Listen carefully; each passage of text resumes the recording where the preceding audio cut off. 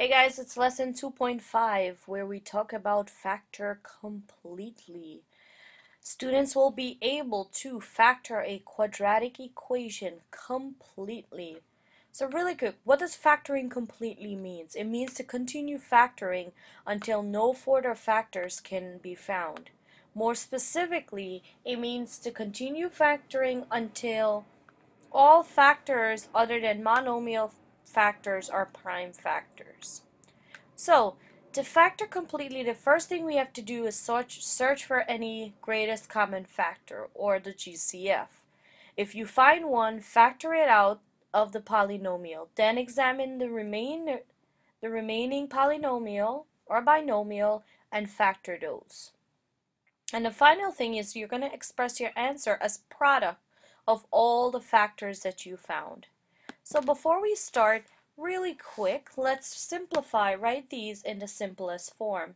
2 parentheses x plus 4 parentheses x plus 7. So I'm going to use my box method to get rid of these parentheses. So I'm going to multiply my x plus 4 and I remember keep the sign and x plus 7. So let's fill this in. We have x times x squared, x times 4 is 4x, 7 times x is 7x, and 7 times 4 is 28. So, combining like terms, I have x squared plus 11x plus 28. But remember, there was this 2 that was outside here. We have to bring that down. Then the last thing that we need to do is distribute it to every single term. So it becomes 2x squared plus 22x plus 28 times 2 is 56. And this is in simplest form. Okay, let's take a look at one more. 5 parentheses 2x minus 5 and x plus 3.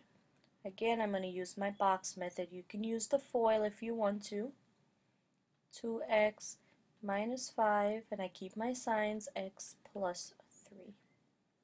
So again, let's fill in this. I have 2x squared, x times minus 5 is minus 5x, 6x minus 15.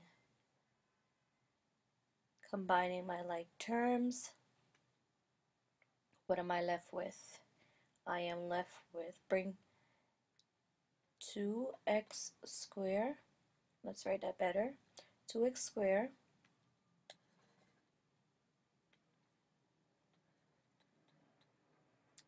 minus 5 plus 6x is give me positive x minus 15.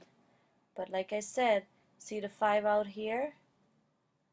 Don't forget that 5. I have to bring that 5 over. Once I bring that 5, I'm going to distribute it to every single term. And I'm going to get 5 times 2 is 10. X squared plus 5x minus 15. This is my answer in simplest form. Now let's examine this trinomial here. 2x squared minus 4x plus 6. Verify that both of these products are correct factorization of this trinomial. So I want to show that these two would multiply to give me that I started with. So again, let's check this out, if they really works. 2x, this is minus 6, and then it's x and a positive 1. When I combine these, I have what? 2x squared minus 6x, 2x minus 6. Combining my like terms, I have 2x squared minus 4x minus 6, which is actually what I wanted. Okay, so I'm just going to highlight this so we see that works out to be true. Let's see if it works out to be true in this case. Drawing my 2x2 grid, 2x and 2, and this is x minus 3. Let's fill this in. I have 2x squared, 2x minus 6x, and minus 6. Combining my like terms, 2x squared minus 4x minus 6. Is that what I wanted? What did I, 2x minus, yep, there you go. So that's what I show. Both of these work out to be the same thing. Now, B said, why are neither of these completely factored? Because if I was to look at this first one here, 2x minus 6 and x plus 1, notice that this is not in the simplest factor. This can be broken down. These have a 2 in common, so these still have a 2 in common. Remember, factoring completely means break it down until I can't break it anymore.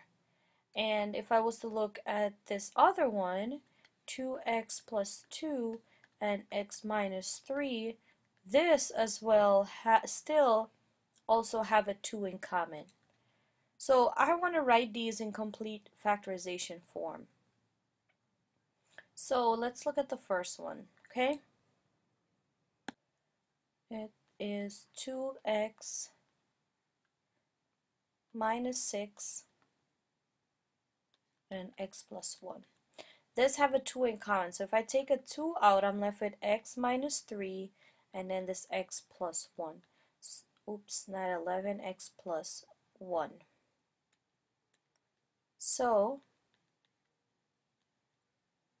this is the first one in complete factorization form.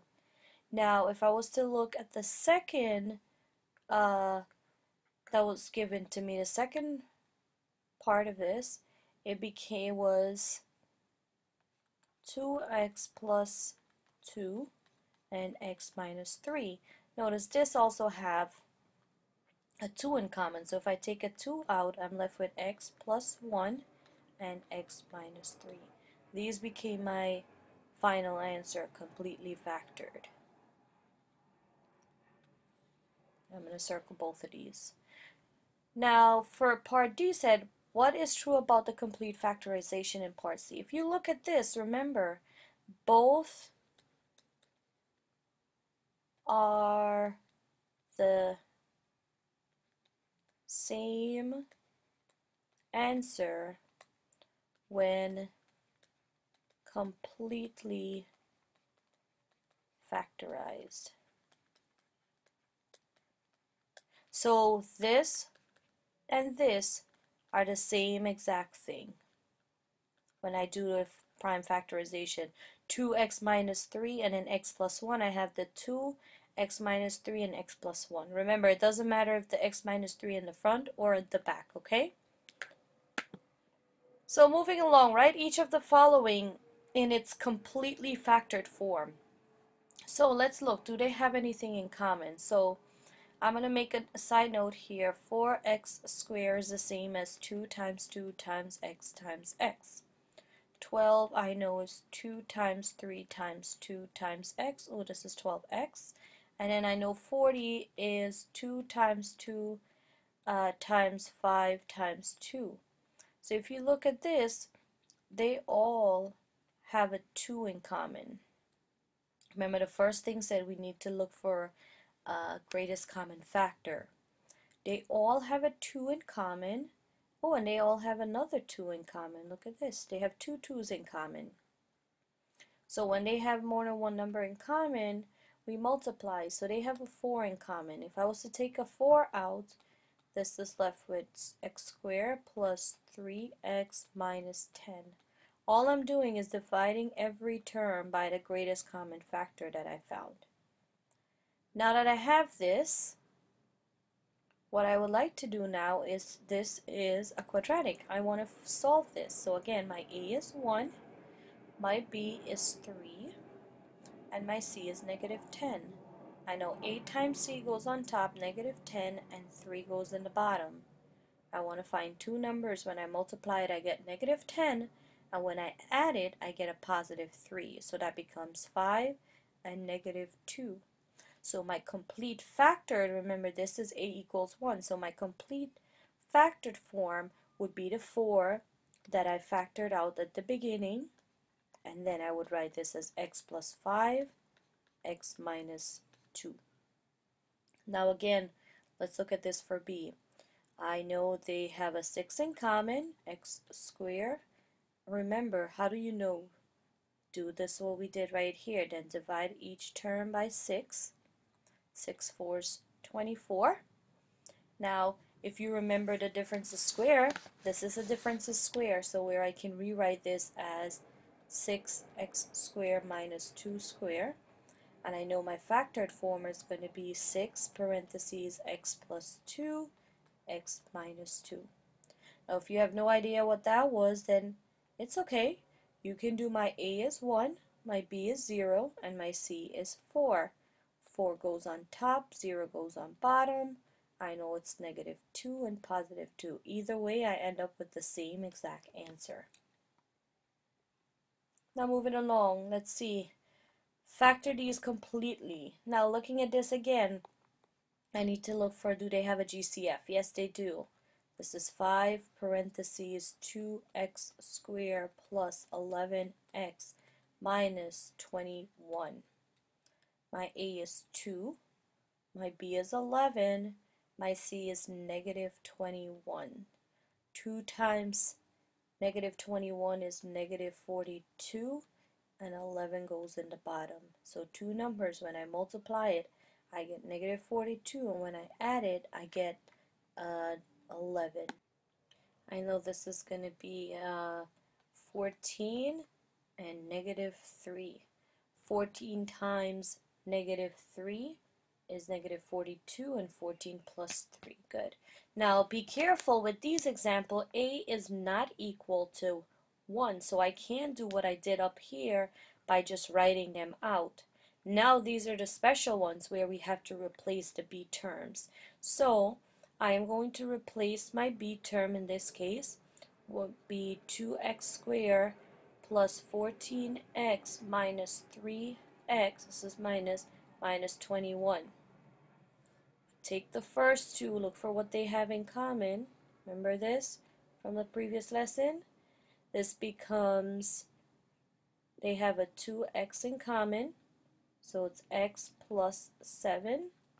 Here we have a 3 in common, and it's x plus 7. So what I'm going to do is just write at the bottom here. So from this, I'm going to come down here. Remember the 5 that I found at the beginning? So I'm going to write the 5 out. And then we know, since these are repeating here, I write it back once. And then what's outside, under these lines, I give them their own parentheses, which becomes 2x minus 3. And that's my factored form. Again, let's look at the last example. What do these have in common? Perfect. They have a 3 in common. So when I take a 3 out, what's left over? So remember, all I'm going to do is divide these numbers not by 4, by 3 to see what's left over. So 3 4s 12. Let's write this a little better, Miss Amaru. Come on. Minus 3 divided by 3, divided by 3, not minus, divide by 3. So I want to divide everything here by 3. We know this is 4x squared plus 3 1s, 3 9s, 27 minus 5. Great. So now that I did this, I want to go ahead and say what's my A, what's my B, what's my C. My A is 4, my B is 19, and my C is -5. So we're going to see up here, and 4 times 5 is -20, and my B is 19 at the bottom. So when I factor these out, I am going to get 20 and -1. Now remember, A is special because it's big, it's not equal to 1, means I'm going to replace my B term, which is right here. Okay, I want to take that out, and I'm going to write 4x squared plus 20x minus, you can write 1x or x, it's fine, minus 5. Now take each 2 first two term and the last two term, and I'm going to factor. This becomes 4x, x plus 5. And here I have a positive 1. No, negative 1, sorry, yeah, because they're both negatives. Negative 1 in common, nothing in common, and this becomes x plus 5. And remember, the 3 that was outside, that we factored at first, I bring that down, then x plus 5, because it's repeated, and then what's outside, I take it and give it a parentheses, 4x minus 1. And that's my final answer in factored form. Now what you're going to do, I know it's been a lot, but what you're going to do is review the notes, look at it before you start the practice problem, and remember, check in with me in the back if you have help, if you need additional help, okay? If you want to clarify anything, come see me. Make sure we master this factoring completely. Good luck!